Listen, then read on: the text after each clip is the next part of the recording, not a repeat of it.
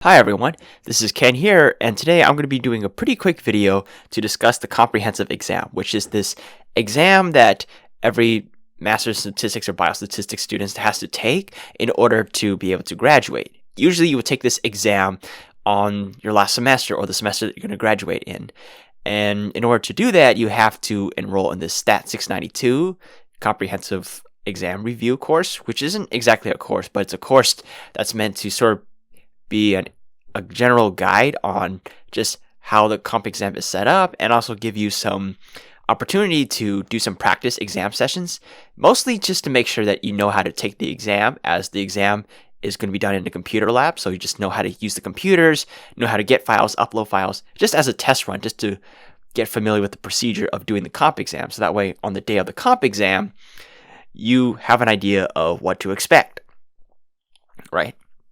So this comp exam, once you have to do this course 692, and then once you enroll in it, and then you talk to whoever's running it just to make sure and check that you have all the courses that you're going to need by the time you're done with that final semester, as that's pretty much the requirement in that the semester that you're graduating, or you hope to graduate, that you have done all the coursework. So once you meet that, and you do that class, and then you do the comp exam, you're pretty much good to go.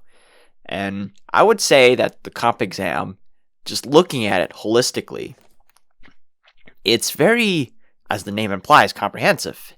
It goes from 620 to 630 and 640 and 631, 632, and 640, and a lot of these core theoretical courses that you're taking. So anything ranging from probability statistical theory to statistical methods to linear regression, ANOVA, analysis of variance, and to even probability theory, where you're learning about maximum likelihood and Neyman-Pearson's lemma. So all these different things that are pretty much summarized in this comprehensive exam. Now this exam, it's 4 hours. It's usually from evening to night on a Friday. So if you're taking it in the fall, it would be around November, I believe. And then if you're taking it in the spring, it would be sometime in April. So that's pretty much when the comp exam is going to be taking place, generally.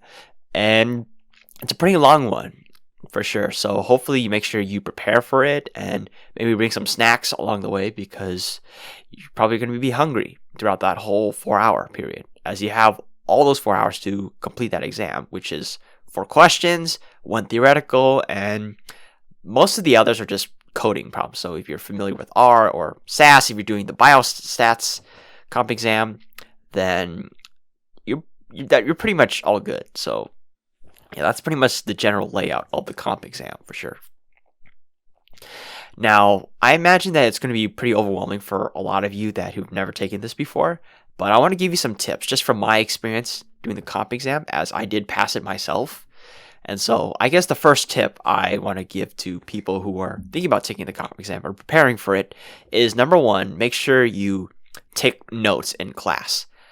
Download all the lecture notes that your professor provides you, or even just take notes in class.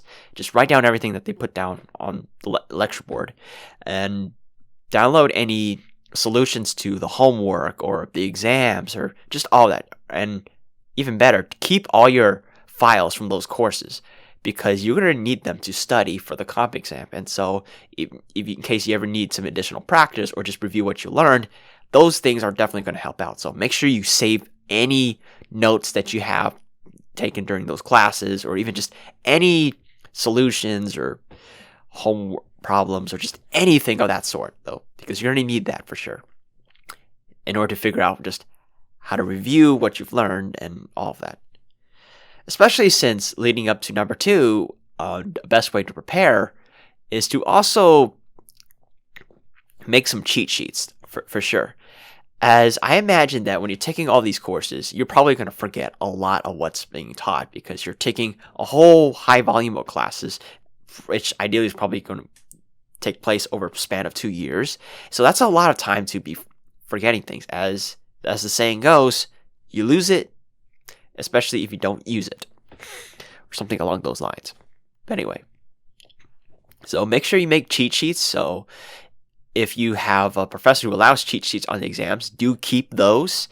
And if you're in a class where it isn't really a cheat sheet, then just make some. So for your theoretical courses, that could mean just knowing how to solve certain problems. That could be knowing the properties of set theory, or what makes a random variable linearly independent, or just knowing how to get the PDF of a distribution, or something along those lines. Just something so that way you have something to reference, though. As when you're taking the exam, you only have a limited amount of time to complete it, so you need a cheat sheet, perhaps maybe to quickly reference things if you need to. And then for your coding classes, I guess in terms of cheat sheet, what you could do is to list all the libraries that you've used in your coursework so far, as well as any code segments that you know for sure you're likely going to be using on the exam. Hold on a second. Sorry, I just have a runny nose right now, but anyway. So yeah, just for your coding classes, just make a cheat sheet of any code snippets. So as there's going to be some regression problems, for example, on the exam, so make sure you save the code for that, so that way you know how to do a linear regression in R or even SAS. And make sure you save that on a cheat sheet, especially like a digital one, as you're allowed to bring a USB to hold all your digital notes to the exam. So definitely take advantage of that for sure.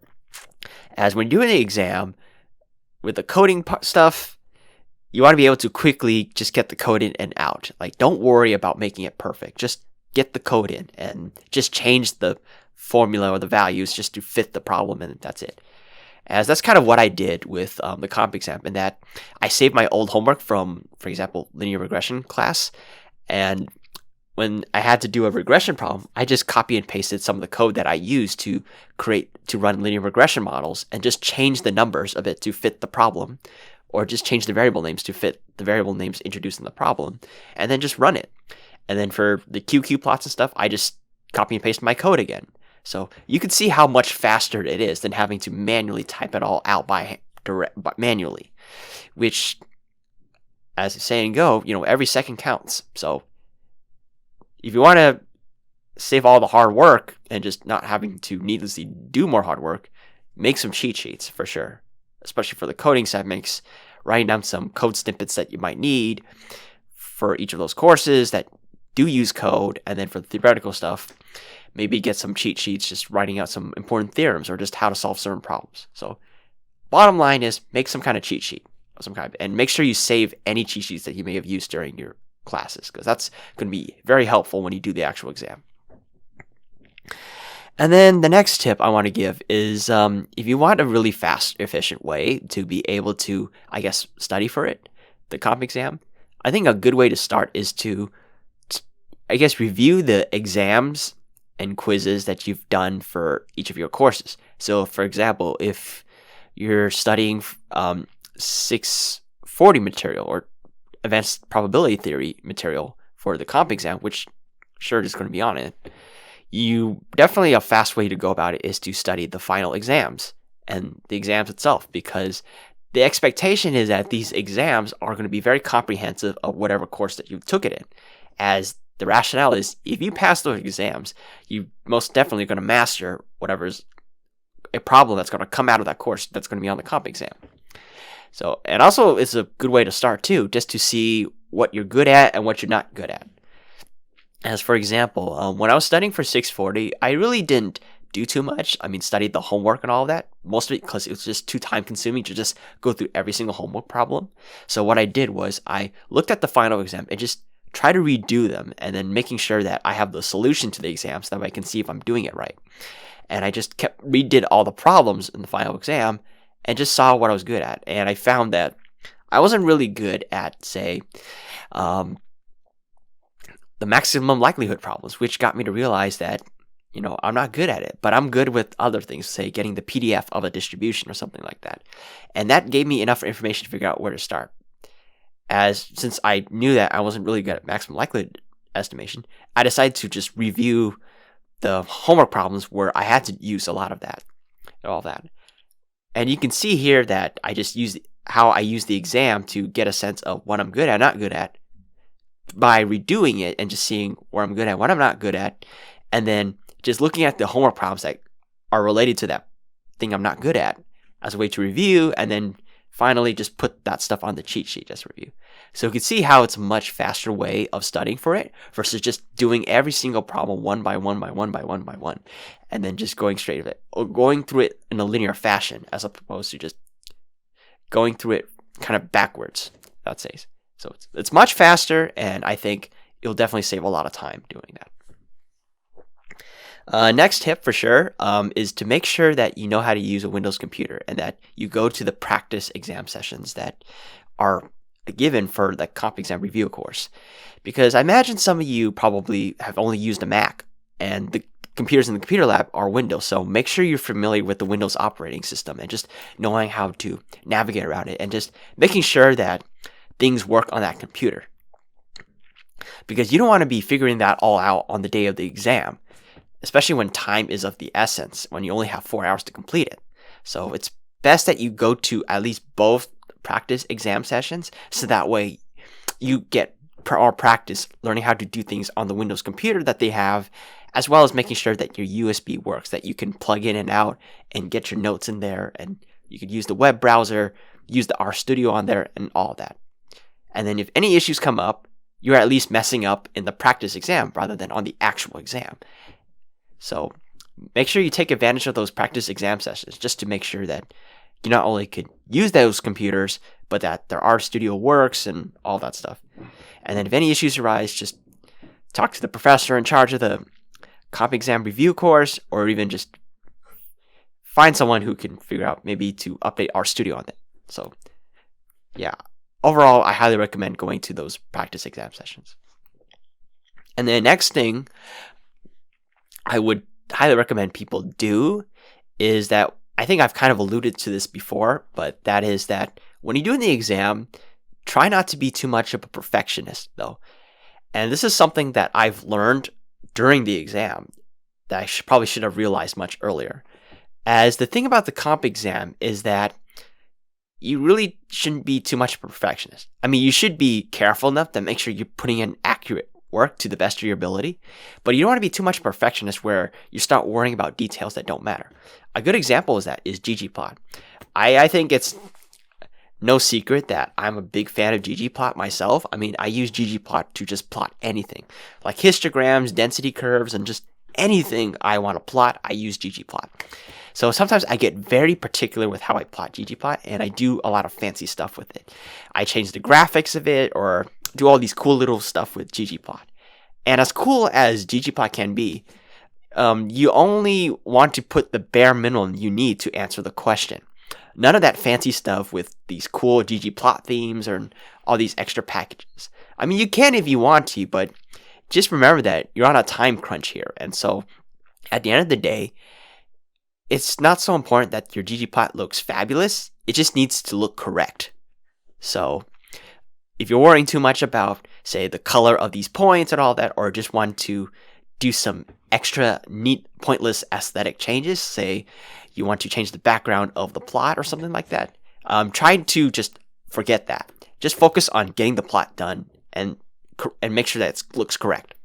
And that's it. And if you need to, if this ggplot stuff is just too much, just use base R. Base R plotting just works just as fine. I mean, it has your QQ plot, it has your histogram, all that's already set up for you. You don't need to go too extra and just throw in ggplot in there. You can if you want to, but just know that you're making a trade-off there. And unless you're really good at ggplot, for sure, it's something that you should probably just ignore and just focus on just plotting it, whatever it takes, right? So be careful enough that you make sure you're putting correct work, but don't be too much perfectionist that you're constantly getting hung up on the little details that in the end probably don't matter. At the end, it's all about, can you give a correct result? Can you answer the question, right? So that's just something I want to put out there. And then I think another one I would say is that if you have accommodations or some kind, I highly recommend checking out accessibility services, as you can request accommodations for the comp exam, and you even can get extra exam time through accessibility service if you have a documented disability of some kind. I'm not too sure about accessibility services and how that works, but that's something that you can talk with them too. as I've known classmates in the past who have used accessibility services to get extra exam time, and also just being able to take the exam in an environment that's comfortable for them. So if you ever need accessibility services, or you have a need for accommodations of some kind due to a disability or just something like that, then feel free to talk to accessibility services, and also make sure that you talk to your professors about it. So make sure you coordinate ahead of time, so that way they have the time to make the preparations and just making sure that you have everything you need to take the exam successfully. So that's just another one note I want to make. And then lastly, I guess this is more of a personal preference, but I find that in general that you will want to focus more on the coding problems first before you engage in the theoretical problems. Because coding, from my experience, most of these coding problems is mostly just apply this model, run these checks, and do some commentary on what you've noticed about these plots that you generated, which is pretty straightforward. So as going back to what I've said earlier about a coding cheat sheet, if you have that coding cheat sheet down and say you run into a regression problem, if you wrote the code to do regression, you can just copy and paste and fit that in. So it's much faster though, as I find that personally for me that theoretical problems take up a lot more time than the coding problems, mostly because it's done by hand pretty much, which is a lot more slower than say coding it out. So, and if you ever get stuck on a problem, like you don't want to linger too much on the problem that you're just overthinking it, and then thus you're wasting exam time. So personally, I recommend tackle the coding problem first, which tends to be a lot faster, and so that way you can have more time to do the theoretical problems. You still want to study for theoretical stuff, but generally if you do it that way, where you do the coding first and then the theoretical, you'll end up just getting through it much faster, and then now you have more free time available to tackle the theoretical stuff. So that's just a personal preference. And then lastly, this isn't a tip, but this is more of a note. So the comp exam has 3 parts to it. So the comp exam, the first part of it is pretty much the theoretical part, where you get to pick 1 out of 2 questions to do. And usually it's a mix of maximum likelihood, or just deriving the PDF, the probability density function of some random variable, or even just trying to determine the distribution of the sum of random variables that follow this distribution, or something like that. Or even incorporate some material that involves hypothesis testing from a theoretical standpoint, or the Neyman-Pearson lemma, or something along those lines. So those are the kind of problems you can expect with the first part. Personally, I find the maximum likelihood stuff to be a lot easier for me, since it's more rote and it's just mostly just deriving it out, doing calculations, personally for me. But it's up to you, and you get to pick 1 out of 2. So whatever works for you. And then the second part of this comp exam is where you have to do 2 problems that are a mix of analysis of variance and linear logistic regression, where it's usually of the sort of the content where you might have to apply a regression model and do some checks and assumptions in there, or transformations, or maybe you have to do some comparison tests just to see if there's a difference between a treatment group and another treatment group, or even a control group. A lot of just general basic ANOVA stuff then and there. So make sure you keep up with that. Study ANOVA and a little bit of regression. And then the last part is you get to choose between doing a SAT 630 problem, which is mostly about looking at your data and filtering it and just generating different types of histograms and so on, or running some tests, some basic tests, say maybe chi-square of independence, for example, or even just maybe another regression problem where instead of just linear regression, it could be logistic regression. So this last part, you get to choose which kind of coding problem that you want to do of some kind. And now the exam content may slightly change over time, but that's just the general expectation of what you can expect to be tested on this comp exam. Sure. Anyway, I think that's pretty much it that I could cover for the comprehensive exam. I would say that it's definitely something that was pretty stressful for me, for sure, when I did it, as I remembered finding myself struggling a little bit with with some of the more coding aspects of it. Not so much that like just getting it done, but more just about just how to answer the questions. But overall, I found the exam to be pretty tiring, but I think it's definitely worth it. And it's one of those exams where I think that if you just put some effort into it, if you actually try and you actually study it and you take your classes seriously, I'm pretty sure that you can pass for sure. As that's the bare minimum that you got to do to pass that. And that you show up to class, make sure you take your homework seriously, you actually study the problems, and you ask questions, and you really take your education seriously. And if you do those things, I can guarantee you that you're going to pass this exam for sure. So overall, that's pretty much it for me today. If you have any questions or anything you want to talk about, feel free to email me at kendrumhead@gmail.com. You can also just leave some comments down below in the video right here, and just things like that. So all the details are in the description. So with that said, thank you all for listening and watching, and I hope you all stay tuned for the next one. So thank you all and take care.